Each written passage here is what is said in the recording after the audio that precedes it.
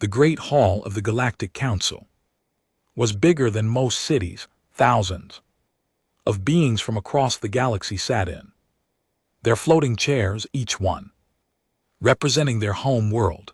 The air hummed with translation devices turning alien languages into words everyone could understand. Today they were all here to talk about one problem: humans. Ambassador Zethkara of the Vrex Dominion stood up from his chair. His gray skin was covered in scales, and his red eyes glowed as he looked around the room. The Vrex were one of the oldest and strongest races in the galaxy. When they spoke, others listened. Fellow council member, Zethkara said, his voice carrying across the hall, we have a growing threat that we can no longer ignore. The humans. A wave of whispers spread through the chamber. Some beings nodded in agreement, others shifted uncomfortably in their seats. 50 years ago, we welcomed Earth into our community, Zethkara continued. We thought they would be like other new species, grateful for our guidance, happy to follow our rules. We were wrong. On the huge screen behind him, images appeared. Human ships flying through space. New colonies being built on distant planets. Trade agreements being signed with smaller alien races. In just 50 years, they have spread to 12 star systems. Their population grows faster than any other species. Their technology advances at a rate we have never seen before. Zethkara's voice grew harder. And their diplomat, Ambassador Katie Sullivan, has been too successful in making friends with our smaller member species. In the human section of the hall, Ambassador Katie Sullivan sat quietly. She was a woman in her 40s with short brown hair and kind eyes.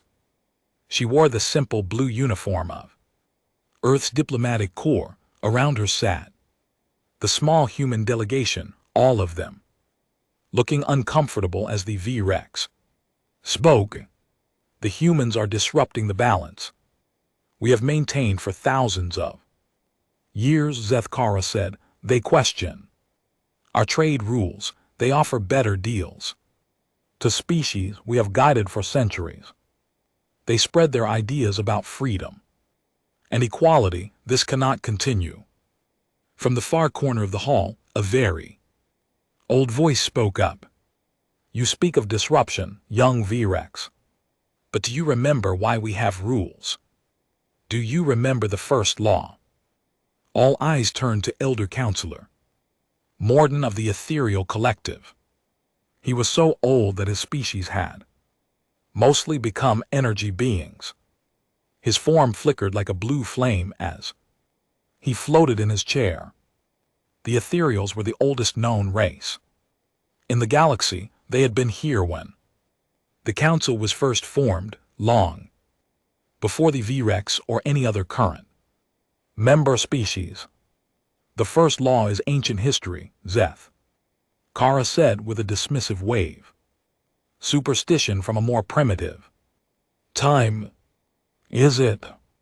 Morden's voice was soft, but it carried to every corner of the hall.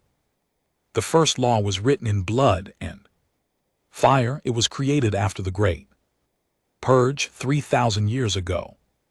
Do any of you remember what happened to the Harthani? The hall grew quiet. Some of the older species shifted nervously. The younger races looked confused. The Harthani were proud like you, Zethkara. They were strong and had ruled their part of the galaxy for millennia. Then they met another species, a species that seemed weak and emotional, a species that loved their children above all else. Morden's form grew brighter as he spoke. The Harthani thought they could control this species by threatening what they loved most. They attacked the children. They thought it would make the parents weak and afraid. What happened? Asked a young delegate from one of the newer species. The parents burned the galaxy, Morden said simply. They did not just destroy the Harthani. They erased them. Every trace of their civilization, their history, their very existence was wiped away. The survivors created the first law to make sure it never happened again. And what does this first law say? Katie Sullivan asked, speaking for the first time. Morden turned his attention to her. Never harm the young of any species capable of interstellar travel, for their parents will burn the galaxy too.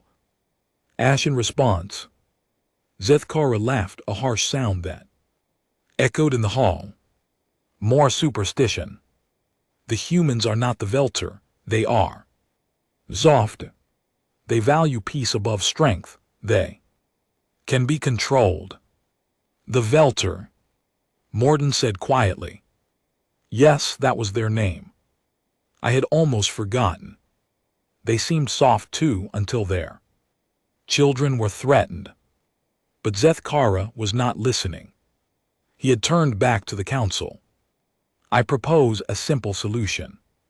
The humans have 12 colony ships heading to the Kepler 442 system. These ships carry families, children. We intercept them, we make demands. When the humans see that we are serious, they will accept limits on their expansion. You cannot be serious. Katie Sullivan stood up, her face pale. You are talking about threatening innocent families, children. I am talking about preventing a war. Zethkara replied, better to act now, while we still can, than to wait until the humans grow too strong to stop. The debate that followed lasted for hours. Species after species spoke. Some supported the VREX plan. Others had doubts. The smaller species, many of whom had good relationships with humans, argued against it. But the larger, more powerful species saw the humans as a threat to their authority. Elder Morden spoke again and again, trying to remind them of the dangers. But his warnings fell on deaf ears. The younger species had never heard of the Velter or the Great Purge. The older species had convinced themselves that it was ancient history, with no meaning for today. Finally, the vote was called. The Great Hall fell silent as the results appeared on the screen. 847 votes in favor of the VREX proposal. 156 votes against. The motion passed. The decision is made, announced the council speaker. The VREX Dominion will intercept the human colony fleet at Kepler 442. They will demand that Earth accept limits on human expansion. If the humans refuse, appropriate pressure will be applied. Katie Sullivan stood up again, her voice shaking with anger. You have no idea what you are doing. Humans are not like other species. We do not respond to threats against our children the way you think we will. We shall see, Zethkara said with a cold smile. As the council session ended, Elder Morden floated over to Katie Sullivan. I am sorry, Ambassador. I tried to warn them. What really happened to the Velter? Katie asked quietly. They became something else, Morden replied. Something that the galaxy had never seen before and hoped never to see again. Pray that humans are different. But Katie Sullivan was already thinking about the colony ships, about the families aboard them, about the children who were now in danger because of a decision made by beings who had forgotten the lessons of history. Far away in the Kepler system, Captain Jake Morrison was having dinner with his family aboard the UES Horizon. His wife Lisa was telling stories about her work in the medical bay. Their 8-year-old son Danny was excited about seeing their new home world. They had no idea that death was coming for them, sent by those who had forgotten why the first law existed. The human colony fleet moved through space like a chain of bright stars. 25 ships carried 50,000 people toward their new home in the Kepler system. Families had sold everything they owned on Earth for a chance at a new life. Among the stars, children pressed their faces against the windows, watching the endless black of space roll by. Captain Jake Morrison stood on the bridge of the UES Horizon, the largest ship in the fleet. He was a tall man with graying hair and calm eyes. He had served in Earth Space Navy for 20 years before taking this job. Leading families to new worlds was different from military service, but he liked it better. There was hope in this work instead of fear. "Sir, we're picking up something on long-range sensors," reported Lieutenant Ben Carter from his station. "Multiple ships heading our way." Jake walked over to look at the display. Red dots were moving toward them from the direction of the outer system. "How many?" 15 ships, sir. They're big ones. Military class. Jake felt a cold weight in his stomach. Military ships this far out meant trouble. "Can you identify them?" "Working on it, sir." Ben's fingers moved over his controls. "Got it. They're Vrek ships, Vrek Dominion Battle Group." The bridge went quiet. Everyone knew about the Vreks. They were one of the most powerful species in the galaxy. Their ships were fast and heavily armed. But why would they be here? "Open a channel to all ships in the fleet," Jake ordered. "Tell them to stay calm and hold formation, then try to contact the Vreks." The main screen flickered and showed the lead Vrak ship. It was massive and dark, covered in weapons. A moment later, an alien face appeared on the screen. Admiral Krexthal had the typical Vraks features: gray-scaled skin, red eyes, and sharp teeth. When he spoke, his voice was cold and hard. "Human fleet, you will stop your engines and prepare to be boarded." Jake stepped forward. "This is Captain Morrison of the UES Horizon. We are a civilian colony fleet heading to Kepler 442b. We have done nothing wrong." "You exist," Krexthal replied. "That is enough. Your species spreads too fast and takes too much. The Galactic Council has decided that humans must accept limits." "What kind of limits?" "You will return to Earth. You will abandon your colonization efforts. You will accept that there are places in the galaxy where humans do not belong." Jake felt anger rising in his chest. "These are families, Admiral, people looking for new homes. We have the right to travel freely in Council space. Rights are given by those with power." Krexthal said, "We have power. You do not. Turn around and go home." "I cannot do that. These people have given up everything for this chance. We will continue to our destination." Krexthal's red eyes glowed brighter. "Then you will face the consequences." The screen went black. Around the bridge, warning lights began to flash. The Vrak ships were powering up their weapons.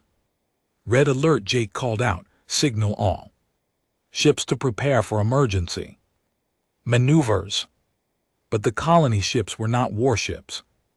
They were big and slow, designed to carry families and supplies, not to Fight! The Vrax battle group surrounded them. Easily, the first shots came without warning. Bright beams of energy struck the UES New Hope, one of the family ships. Jake watched in horror as explosions tore through the vessel's hull. The ship was carrying 2,000 people, including hundreds of children. They're targeting the family sections. Ben Carter reported, his voice shaking. They're deliberately hitting the areas where the children are. Jake grabbed his communicator. All ships, this is Morrison, protect the families, get the children to the emergency pods, but it was too late. The Vrax had planned this attack carefully. They knew exactly where the families lived on each ship. Their weapons punched through the hull and into the schools, the playgrounds, the family quarters. On the UES New Hope, the lights went out. Emergency sirens wailed as air rushed out through the holes in the ship. Parents screamed for their children. Teachers tried to get students to safety, but there was nowhere to run. Lisa Morrison, Jake's wife, was in the medical bay when the attack started. She grabbed her emergency kit and ran toward the family sections. The corridors were filled with smoke and floating debris. She could hear children crying somewhere in the darkness. Danny, she called out. Their 8-year-old son had been in the recreation area when the attack began. Danny, where are you? She found him near the observation deck, floating in space near a broken window. The emergency force field had failed and the room had lost all its air. Danny's small body drifted among toys and books that had been sucked out into the void. Lisa pressed her face against the window and screamed. Her son's eyes were closed, his face peaceful, as if he were only sleeping. But she knew he was gone. The cold of space had taken him in. Seconds all around the fleet, the same scene played out again and again. The VREX weapons were precise and deadly. They did not try to destroy the ships completely. They targeted specific areas where they knew families lived. It was not random violence, it was planned terror. Jake Morrison stood on his bridge and watched his son's body drift past the main window. Tears ran down his face, but his voice was steady when he spoke into his communicator. All ships with working engines, prepare to retreat. We cannot fight them, we have to save who we can. The VREX let them go, they had made their point. Admiral Krex Thule sent one final message. Remember this day, humans. Remember what happens when you do not listen to your betters. The surviving ships limped back toward Earth. Behind them they left a field of debris and bodies. The final count was terrible. 1,847 people dead, including 623 children. The youngest victim was only 3 years old. The oldest child to die was 16. The news reached Earth before the ships did. Every human in the galaxy saw the footage, children's bodies floating in space, parents weeping over small forms wrapped in emergency blankets, the burned remains of playgrounds and schools. On Earth, President Amanda Clark stood before the cameras. Her face was stone, but her eyes burned with something cold and dangerous. The Galactic Council has made a choice, she said. They have chosen to target our children. They believe this will make us weak. They believe this will make us surrender. She paused, and when she spoke again, her voice was different, harder. They are wrong. As of this moment, all human colonies are being evacuated. All human children are being moved to secure locations. All human military forces are being mobilized. General Robert Hayes, commander of Earth's Defense Forces, began issuing orders. Every ship that could carry weapons was being converted for war. Civilian factories stopped making cars and computers and started making missiles and armor. But the most frightening change was in the people themselves. Humans had always been emotional, but now that emotion was focused like a laser beam. They were not angry. Anger was too small a word for what they felt. They were something else entirely. In research centers around Earth, scientists worked around the clock on new weapons. Dr. Benjamin Price, the head of experimental physics, had a new look in his eyes, the same look that appeared on every human face when they saw the footage from the colony fleet. "What are you working on?" his assistant asked. "Something that will make sure this never happens again." Price replied, "Something that will teach the galaxy why humans protect their children." On the edge of human space, merchant vessels began disappearing. Vrex trading posts went silent. No one claimed responsibility, but everyone knew the humans had begun their response. Elder Morden, watching from his chambers on Nexus Prime, sent urgent messages to every species he could contact. The message was always the same: "They have awakened the child killers. Curse, prepare for the burning." But across the galaxy, most beings thought the old ethereal was being dramatic. Humans were soft. Humans were peaceful. How much damage could they really do? They were about to find out. 3 months after the attack on the colony fleet, strange things began happening. Across the galaxy, Vrex trading posts that had operated for decades suddenly went silent. No distress calls, no explosions, no battles. The stations were just empty when other ships arrived to check on them. The first to disappear was Station Kethmore on the edge of human space. It was a small outpost where Vrex merchants sold weapons and shipped parts to anyone with enough credits. When an Etherian cargo ship docked there for supplies, they found the station completely abandoned.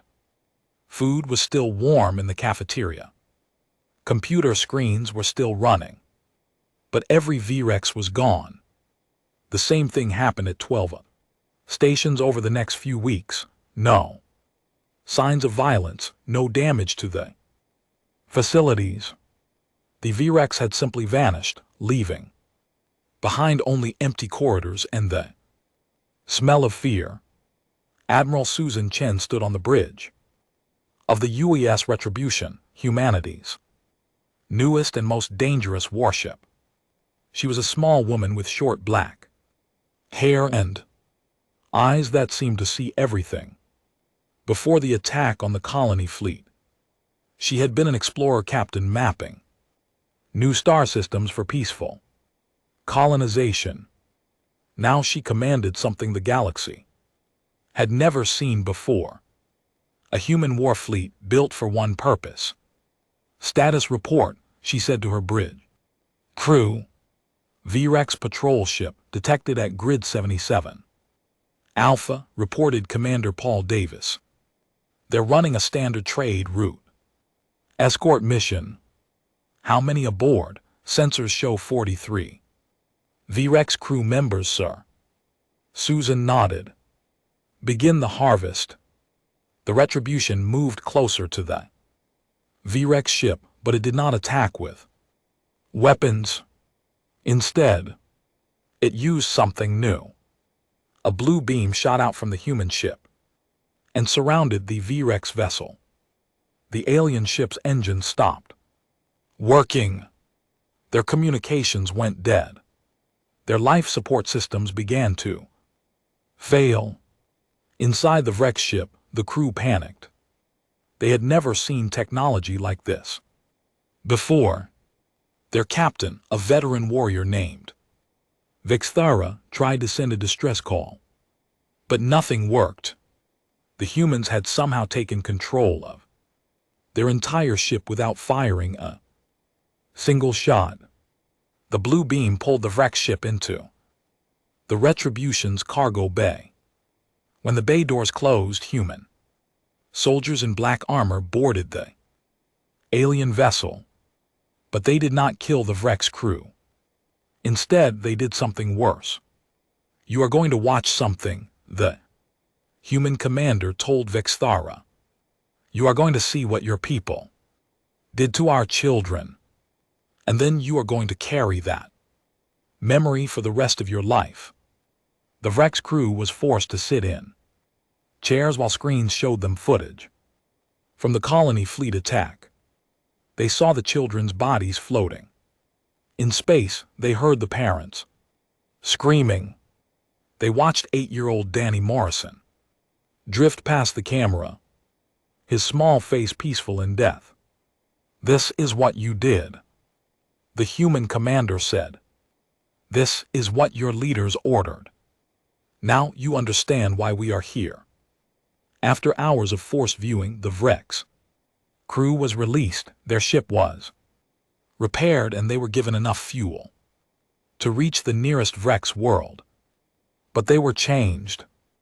The horror of what they had seen broke something inside them. Many of them refused to serve in the wreck's military anymore. Some went insane from the guilt. This happened again and again throughout wreck space. Human ships appeared like ghosts. Captured wreck's vessel showed the crews the footage of dead children, and then released them. It was not traditional warfare. It was something far more effective. Captain Jake Morrison commanded his own ship now, the rebuilt UES Horizon. The name was the same, but everything else was different. This new Horizon was built for war. Its hull black as space and covered with weapons that bent the laws of physics. Jake stood in what used to be a recreation room, but now served as a command center for special operations. On the walls were pictures of all 623 children who had died in the attack. In the center was a large photo of his son Danny smiling and holding a toy spaceship. "Sir, we have located the wreck's colony at Helix Prime," reported Lieutenant Sarah Kim. "Population approximately 50,000. Light defenses." Jake studied the tactical display. Helix Prime is a farming world where wreck's families grew food for their military. It was not a strategic target in normal warfare, but this was not normal warfare. "Begin evacuation protocol," Jake ordered. The UES Horizon appeared in orbit around Helix Prime without warning. wreck's defense satellites tried to lock onto the human ship, but their weapons could not find it. The Horizon existed in normal space and somewhere else at the same time, using technology that Dr. Benjamin Price had developed in the months after the colony attack.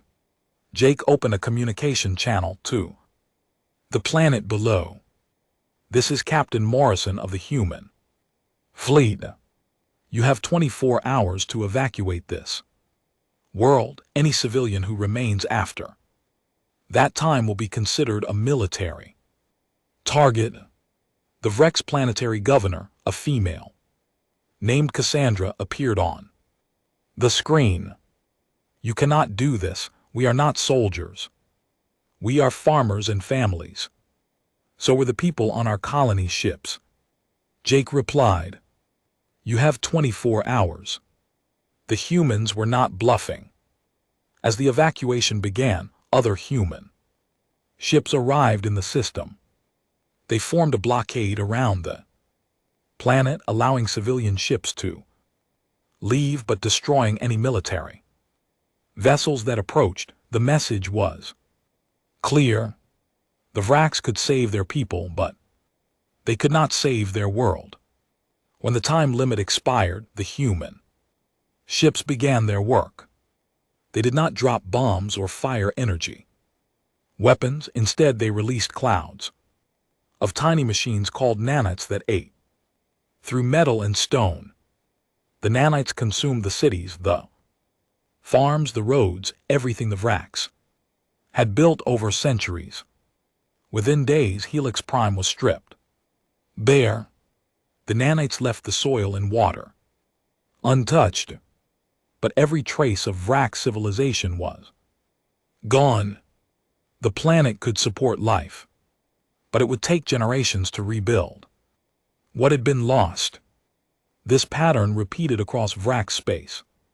Human forces did not seek to conquer territory. They wanted something more complete, the total destruction of Vrak civilization. Every military base, every government building, every symbol of Vrak's power was systematically erased. On Nexus Prime, the Galactic Council watched in growing horror.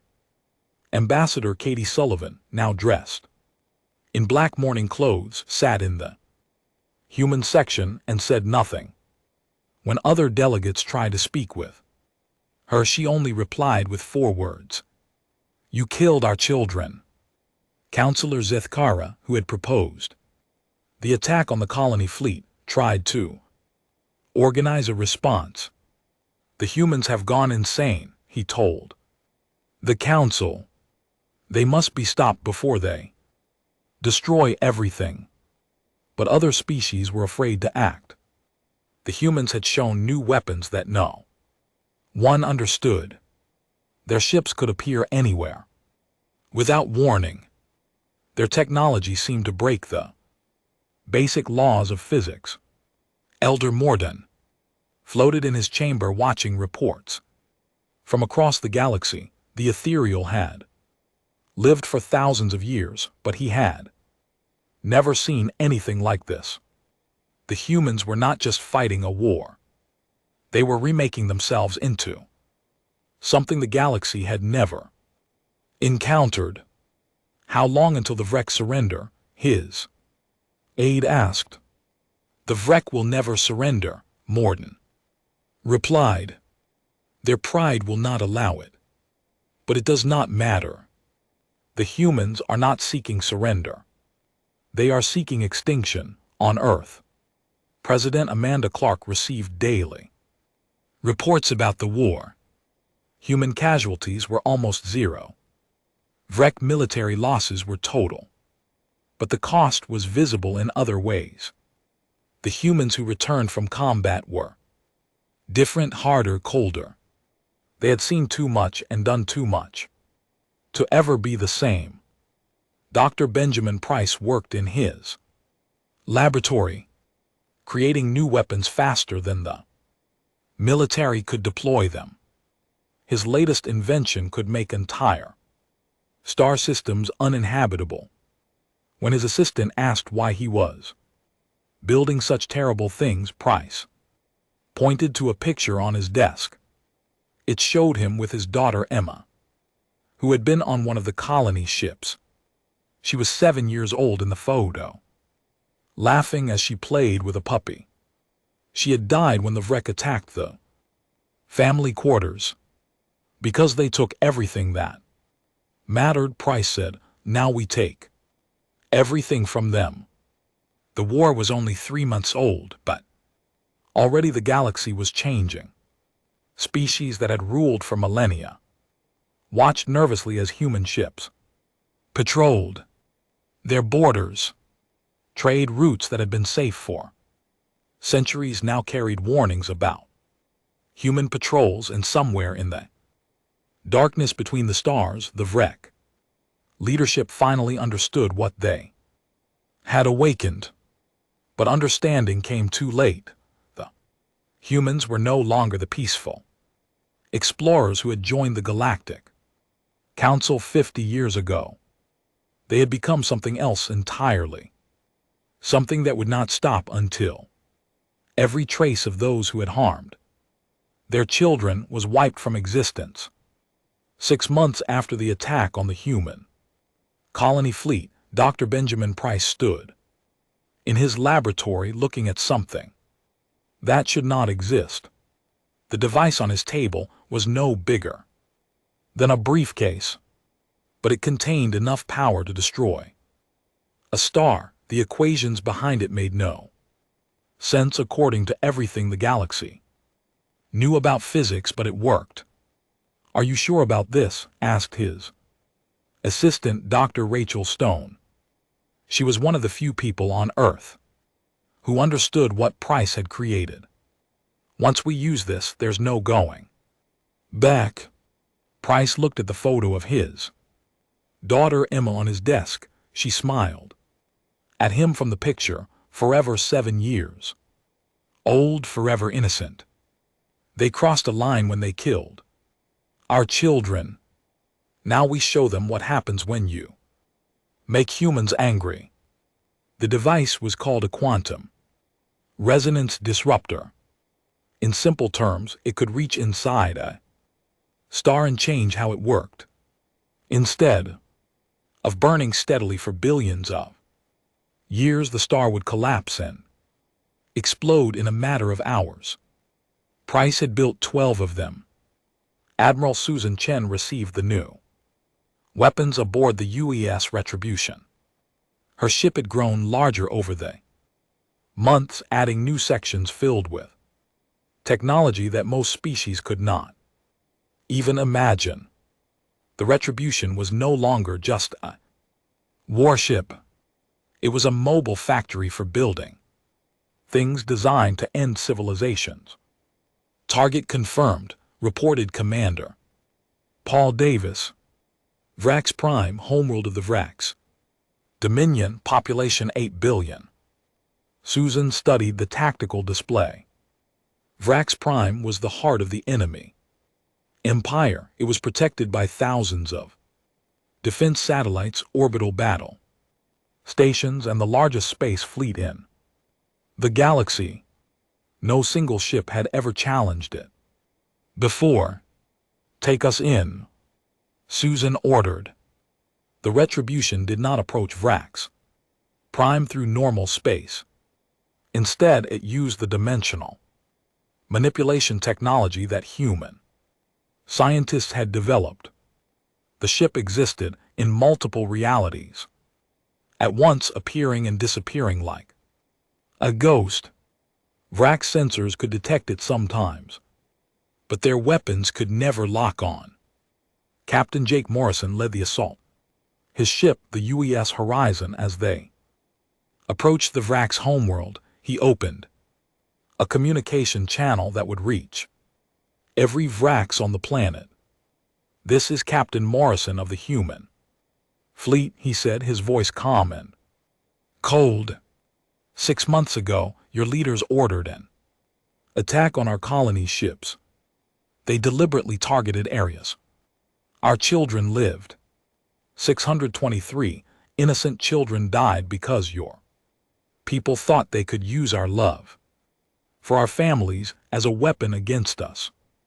On Vrax Prime, billions of aliens stopped what they were doing to listen. The human ships had appeared in their most heavily defended space without warning. Their leaders had told them that humans were weak and emotional, but the voice speaking to them sounded like death itself. "We have come to collect payment for what you took from us," Jake continued. "You cannot give us back our children, but you can learn what it means to lose everything you care about." The Vrax defense fleet moved to attack the human ships, but it was useless. Human weapons reached through their shields as if they were not there. Vrax missiles exploded before they could reached their targets. Energy beams that should have destroyed the human ships passed right through them. Admiral Krixthal, the same Vrax who had ordered the attack on the colony fleet, commanded the defense of his homeworld. He watched in growing horror as his mighty fleet was destroyed ship by ship. The humans were not just defeating them. They were playing with them.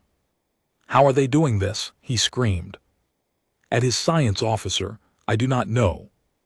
Sir, their technology operates on principles we do not understand. It is as if they have rewritten the laws of physics. On the surface of Rix Prime, the planetary defense grid activated. Massive energy cannons emerged from hidden bunkers and fired at the human ships. The beams were powerful enough to crack a moon in half, but they passed through the human vessels without effect.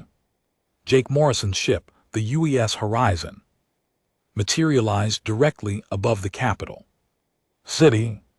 It was so close that Vrick citizens could see it through their windows.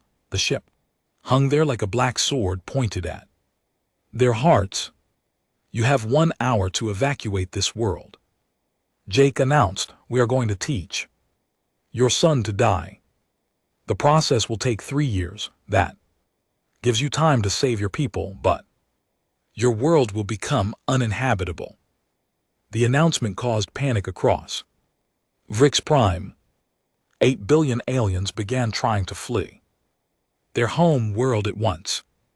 But there were not enough ships. There was not enough time. The Vrix had never planned for the complete evacuation of their planet. Admiral Susan Chen's ship, the Retribution, moved toward Vrix Prime's sun. The star was ancient and stable, burning peacefully at the center of the system. It had given life to the Vrix for millions of years. Soon it would give them death. Deploy the disruptor, Susan ordered. The quantum resonance disruptor was launched toward the star. It was such a small thing, no bigger than a child's toy, but it carried the end of a civilization. When it reached the sun's surface, it burrowed deep into the nuclear fire at the star's heart. The changes began immediately. The sun's light started to flicker. Solar flares erupted from its surface. The star's magnetic field twisted and warped. Vrix scientists watching from their observatories realized what was happening and screamed in terror. They are killing our son, Dr. Vaster, the Vrix chief astronomer, reported to his government. The humans have somehow destabilized the nuclear reactions at the star's core. The process is irreversible. On Nexus Prime, the Galactic Council watched the events at Vrix Prime in shock. Species that had existed for millions of years sat in their chairs and tried to understand what they were seeing. The humans were not just destroying a planet or even a solar system. They were committing an act of such scale that it challenged the basic order of the galaxy.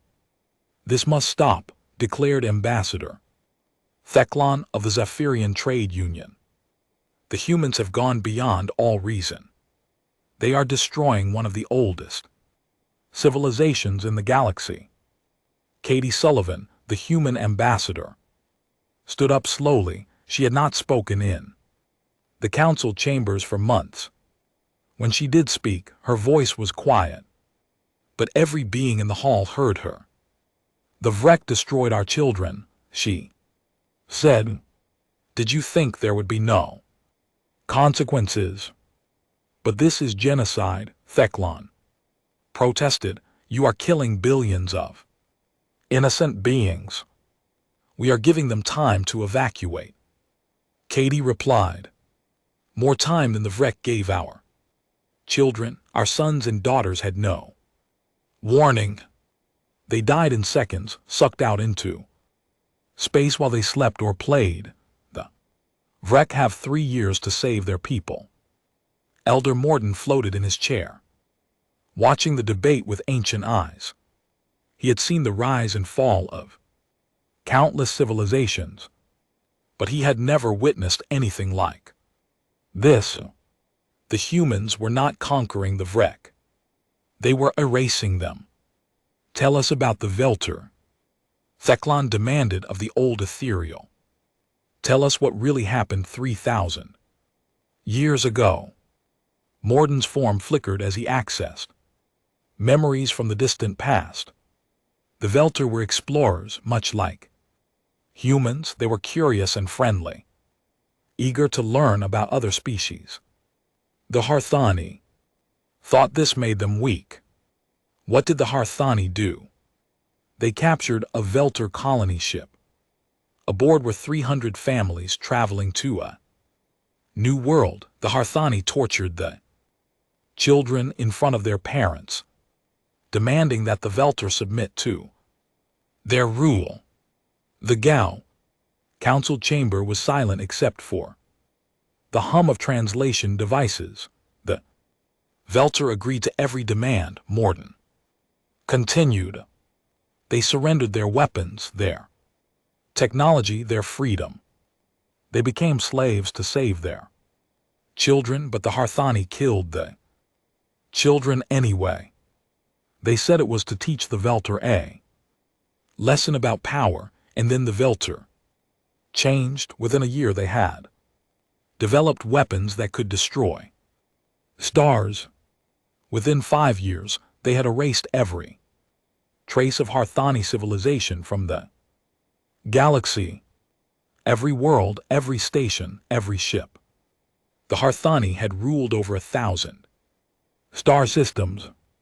When the Velter were finished, there was no evidence that the Harthani had ever existed. Theklan stared at the old ethereal. What happened to the Velter after that? They left the galaxy. They said it was too small for beings like them. Some say they found other galaxies to explore. Others believe they transcended physical existence entirely. But before they left, they helped us create the first law. On Vrex Prime, the evacuation continued. In chaos, millions of Vrex crowded onto ships designed to carry thousands. Families were separated, children cried for parents they would never see again. The lucky ones escaped to other worlds. The unlucky ones remained behind to watch their son slowly die. Jake Morrison stood on his bridge and watched the Vrax fleeing their home world. He felt no satisfaction, no joy in their suffering. There was only a cold emptiness where his heart used to be. His son Danny was still dead. His wife, Lisa, spent her days staring at empty space, broken by grief. Victory would not bring back what they had lost, but it would ensure that no other parent would have to feel this pain. Dr. Benjamin Price monitored the quantum disruptor from his laboratory on Earth. The device was working perfectly. Vrax Prime's sun would continue to burn for exactly 3 years, 2 months, and 16 days. Then it would collapse into a black hole, taking the entire system with it. He had 11 more disruptors ready to deploy. The Vrax had other colony worlds, other suns that warmed their children. Price intended to kill them all. 1 year after the attack on the human colony fleet, Vrax Prime's sun began to flicker like a dying candle. The proud home world of the Vrax Dominion was now a cold, empty rock, drifting through space. 8 billion Vrax had been scattered across refugee camps on distant worlds. Their mighty empire was nothing but a memory. But humanity was not finished. The Galactic Council made one last desperate attempt to stop what they now called the Human Storm.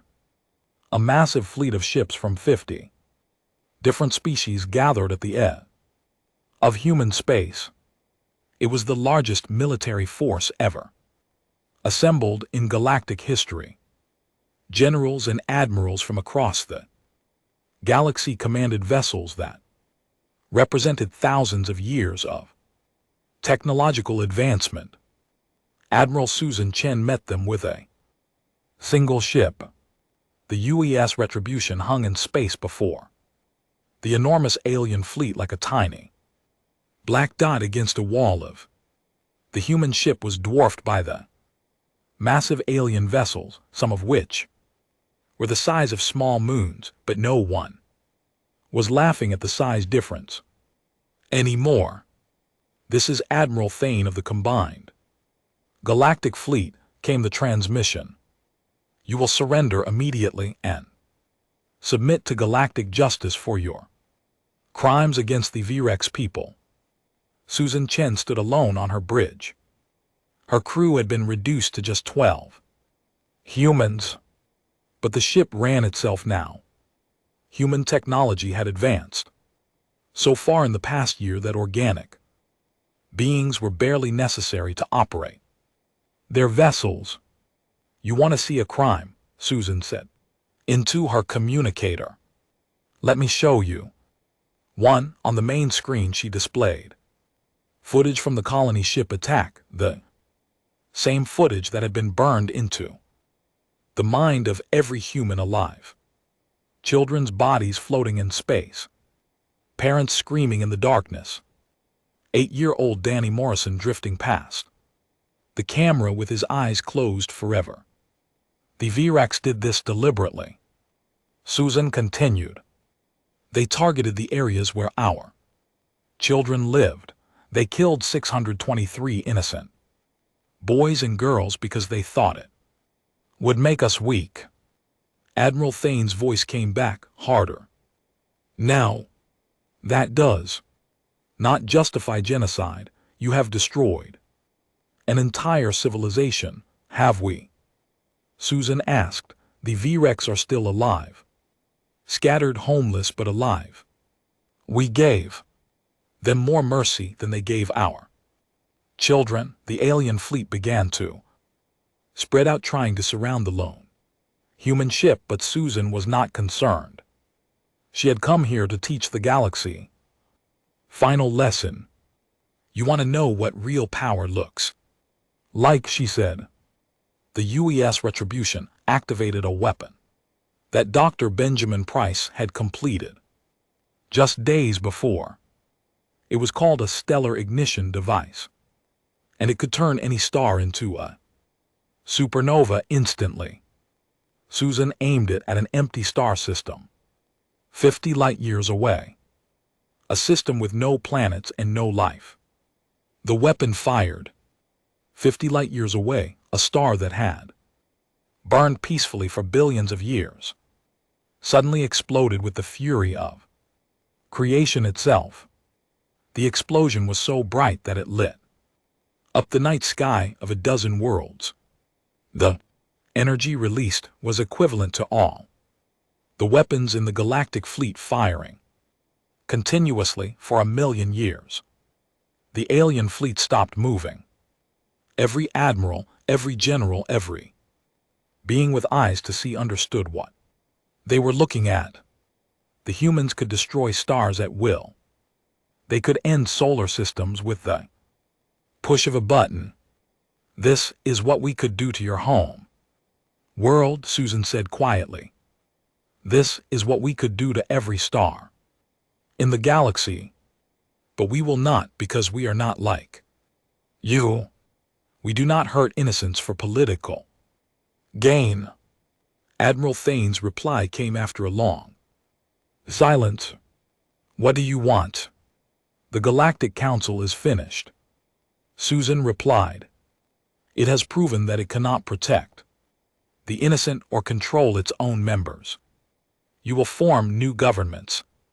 Governments that recognize human authority over galactic law, and if we Refuse. Susan looked at the massive alien fleet surrounding her ship. Thousands of vessels, millions of alien beings, all of them helpless before human technology.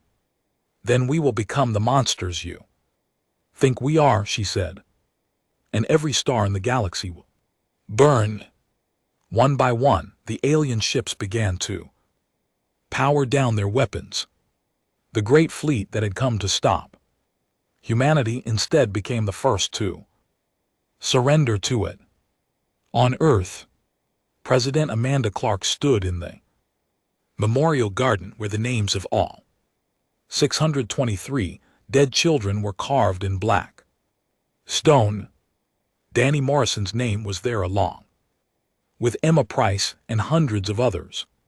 She read each name every morning, reminding herself why humanity had changed so much. Elder Morden arrived on Earth 3 days later. The ancient ethereal had requested a private meeting with the human leadership. He floated in his chair in the memorial garden, his energy form flickering in the morning light. You have done it, he said quietly. You have become what the Velter became, the galaxy's new masters. President Clark sat on a bench beside Danny Morrison's memorial stone. We never wanted this. We wanted to explore, to learn, to make friends among the stars. But they took that choice away from you, Morden replied. They forced you to become something else. The Vrex leadership is still alive, Clark said. Admiral Krexthal and the others who ordered the attack. They live in exile on the outer rim. Sometimes I think about sending ships to find them. But you have not. No. Killing them would not bring back our children. It would just make us more like the monsters we fought against. Morden studied the memorial garden. Each stone represented a small life cut short, a future that would never exist. What will you do now? You have the power to rule the galaxy. Will you use it? We will use it to protect, Clark replied. Human fleets will patrol the shipping lanes. We will ensure that no species ever again uses children as weapons of war. The galaxy will be safe. And if another species rises to challenge you, Clark's eyes grew cold. Then they will learn the same lesson the Vrex learned. There are lines that cannot be crossed. Captain Jake Morrison now commanded the memorial fleet that guarded the site where the colony ships had been attacked. His ships floated in the same space where his son had died, watching over the debris field that had been turned into a monument.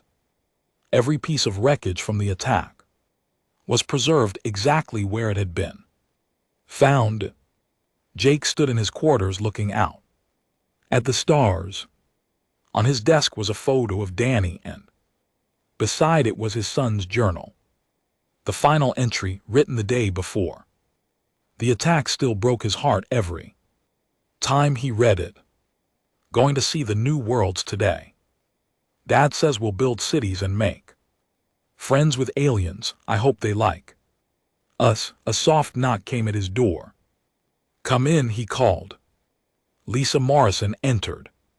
His wife looked older now, her hair gray and her face marked by sorrow.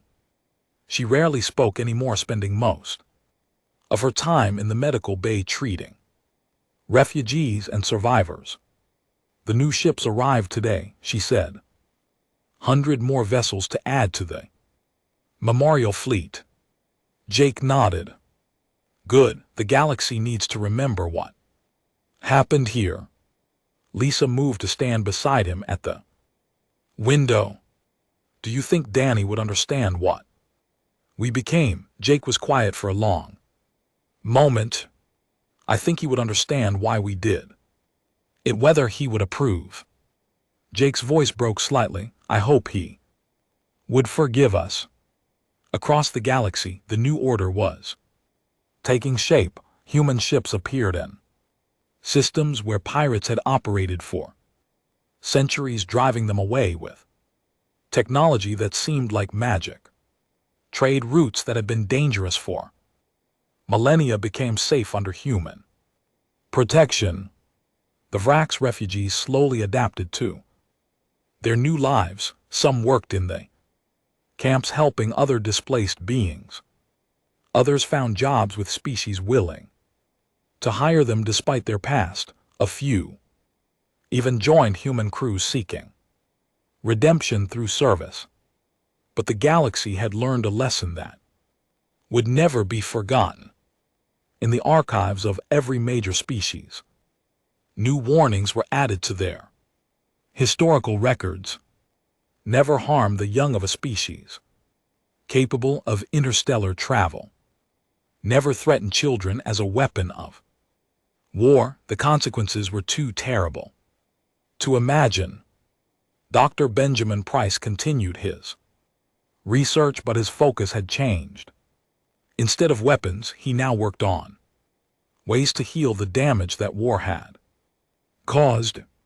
Medical technology that could save lives. Environmental systems that could restore dead worlds. Tools for creation instead of destruction. He kept his daughter's photo on his desk, but he had added something new. Beside it, a small sign that read, "For those who come after." The galaxy was different now. Human ships patrolled the void between stars. Human law governed trade and travel. Human justice protected the innocent and punished those who would harm children. It was not the future that humanity had wanted when they first reached for the stars. They had dreamed of exploration and discovery, of friendship and wonder. Instead, they had become the galaxy's guardians, forever watching, forever ready to respond to threats against the innocent. The first law of the galaxy had been rewritten in blood and fire. It now read, "Never harm the young of any species, for their parents may be human, and humans protect their children above all else, even if it means burning the galaxy to ash."